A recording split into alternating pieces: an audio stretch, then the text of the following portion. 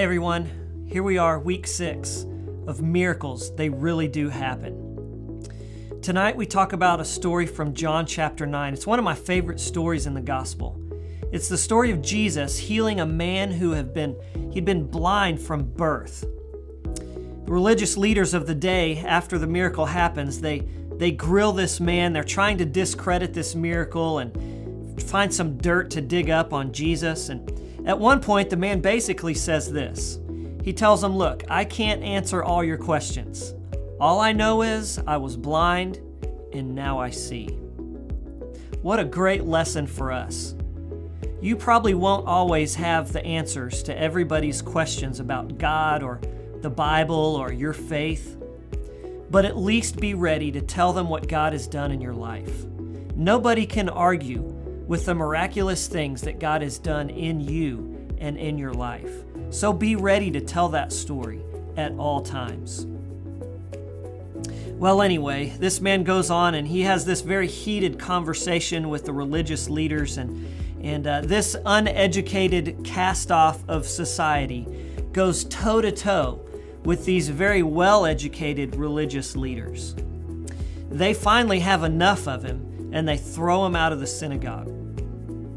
But then the man just happens, coincidentally, and I mean that sarcastically, he just happens to coincidentally run into Jesus. And this life-changing conversation occurs. See, one thing I love about this story is the progression that takes place in this man's realization of who Jesus is.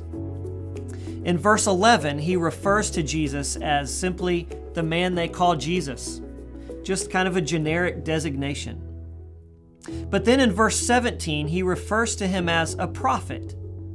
Well, that takes it up a notch. And then in verse 33, he refers to Jesus as a man from God. And then finally in verse 38, as he's having this conversation with Jesus, he looks at him and he refers to him as Lord. You see, there's a progression that takes place as this man slowly begins to realize who Jesus is. I would suggest that the greatest miracle in this man's life wasn't the physical sight that he received in his eyes. The greatest miracle that this man received was that his spiritual eyes were opened. Prior to this incident, this man was completely blind to the identity of Jesus. But by the end of the story, his spiritual eyes had been opened to the truth that Jesus is Lord, and he is worthy of this man giving his life to him. You know, when you think about it, there are spiritual truths that all of us are blind to. Some are blind to the truth of who Jesus is. Some are blind to the truth of God's love, and they feel like they have to keep doing good things to try to earn God's love, not realizing, not seeing the truth that God already loves them. Some people are blind to who they are in Christ and the resources that are available to us as we follow Christ.